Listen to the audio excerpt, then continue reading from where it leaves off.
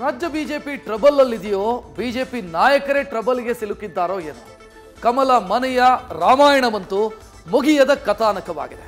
BJP ರಾಜ್ಯಾಧ್ಯಕ್ಷರ ಬದಲಾವಣೆಗೆ rebel team ಪಟ್ಟು ಹಿಡಿದು ಕೂತಿದೆ. ಇದರ ಮಧ್ಯೆ ಮತ್ತೆರಡು ಅಹವಾಲುಗಳು ಬಿಜೆಪಿ ಹೈಕಮಾಂಡ್ ಅಂಗಳ ತಲುಪಿದೆ. ಇದು ಹೈ ನಾಯಕರಿಗೆ ಮತ್ತಷ್ಟು ತಲೆನೋವು ತಂದಿದೆ.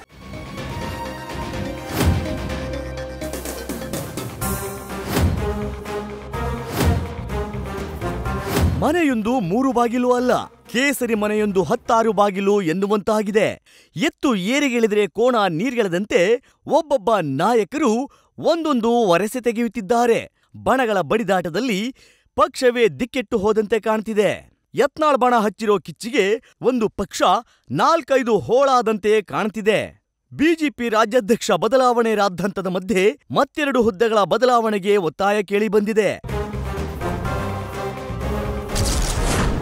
ಬಿಜೆಪಿಯ ಕೆಲ ನಾಯಕರಿಂದ ಹೊಸ ವರಸೆ, ವಿಪಕ್ಷ ನಾಯಕರನ್ನ ಬದಲಿಸುವಂತೆ ಒತ್ತಾಯ.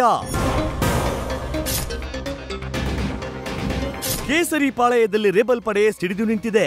ಬಿಜೆಪಿ ರಾಜ್ಯಾಧ್ಯಕ್ಷರ ಬದಲಾವಣೆಗೆ ಪಟ್ಟು ಹಿಡಿದಿದೆ. ಇದರ ಮಧ್ಯೆ ಆರ್ ಅಶೋಕ್, ಛಲವಾದಿ ನಾರಾಯಣಸ್ವಾಮಿ ಹುದ್ದೆ ಮೇಲೆ ಸ್ವಪಕ್ಷೀಯರ ಕಣ್ಣು ಬಿದ್ದಿದೆ. ವಿಧಾನ ಪರಿಷತ್ ಮತ್ತು ವಿಧಾನಸಭೆಯ ವಿಪಕ್ಷ ನಾಯಕರನ್ನ ಚೇಂಜ್ ಮಾಡುವಂತೆ ಬಿಜೆಪಿಯ ಕೆಲ ನಾಯಕರು ಹೈಕಮಾಂಡ್ಗೆ ಒತ್ತಾಯಿಸಿದ್ದಾರೆ. ಇದರಿಂದ ಬಿಜೆಪಿ ಹೈಕಮಾಂಡ್ಗೆ ಮತ್ತೊಂದು ಹೊಸ ತಲೆನೋವು ಶುರುವಾಗಿದೆ. ಬಿಜೆಪಿ ರಾಜ್ಯಾಧ್ಯಕ್ಷ BY ವಿಜಯೇಂದ್ರರನ್ನ ಬದಲಿಸುವಂತೆ ಬಂಡಾಯ ಪಡೆಯಿಂದ ಒತ್ತಾಯ ಕೇಳಿ ಬಂದಿತ್ತು. ಆದರೆ ರಾಜ್ಯ ಬಿಜೆಪಿಯನ್ನ ವಿಜಯೇಂದ್ರ ಮುನ್ನಡೆಸೋದು ಪಕ್ಕಾ ಆಗಿದೆ. ವಿಜಯೇಂದ್ರ ಬಗ್ಗೆಯೇ ಬಿಜೆಪಿ ಹೈಕಮಾಂಡ್ ಒಲವು ಹೊಂದಿರೋದು ದೃಢಪಟ್ಟಿದೆ. ಹೀಗಾಗಿ ವಿರೋಧ ಪಕ್ಷದ ನಾಯಕರುಗಳನ್ನು ಬದಲಾವಣೆ ಮಾಡಿ ಎಂಬ ಒತ್ತಡ ಹೈಕಮಾಂಡ್ ಮೇಲಿದೆ. ಆರ್ ಅಶೋಕ್, ಛಲವಾದಿ ನಾರಾಯಣಸ್ವಾಮಿ ಸ್ಥಾನವನ್ನ ಬದಲಾಯಿಸುವಂತೆ ಒತ್ತಾಯ ಕೇಳಿಬಂದಿದೆ. ಮುಂದಿನ 3 ವರ್ಷದಲ್ಲಿ ವಿಧಾನಸಭೆ ಚುನಾವಣೆ ಎದುರಿಸಬೇಕು. ಸರ್ಕಾರದ ವಿರುದ್ಧ ತೀವ್ರವಾದ ಹೋರಾಟ ಮಾಡಬೇಕಿದೆ.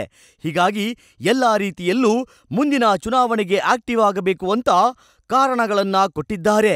ಇನ್ನು ವಿಧಾನಸಭೆ ವಿಪಕ್ಷ ನಾಯಕ ಆರ್ ಅಶೋಕ್ ವಿರುದ್ಧ ಈಗಾಗಲೇ ಅಡ್ಜಸ್ಟ್ಮೆಂಟ್ ರಾಜಕಾರಣ ಮಾಡ್ತಿರೋ ಆರೋಪಗಳಿವೆ. ಪರಿಷತ್ ವಿಪಕ್ಷ ನಾಯಕ ಛಲವಾದಿ ನಾರಾಯಣಸ್ವಾಮಿ ಇನ್ನು ಪಕ್ಷಕ್ಕೆ ಹೊಸದಾಗಿ ಬಂದವರು.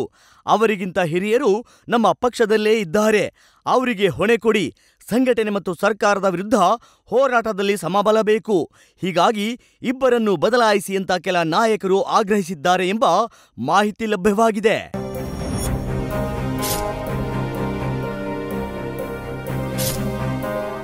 ಬಿಜೆಪಿ ರಾಜ್ಯಾಧ್ಯಕ್ಷರಾಗಿ BY ವಿಜಯೇಂದ್ರ ಮುಂದುವರಿಯೋದು ಪಕ್ಕಾ ಆಗಿದೆ.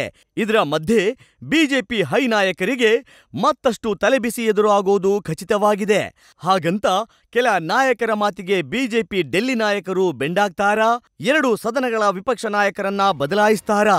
ಸದ್ಯಕ್ಕಂತೂ ಆ ಲಕ್ಷಣ ಕಾಣ್ತಿಲ್ಲ ಅನ್ನೋದಂತೂ ನಿಜ.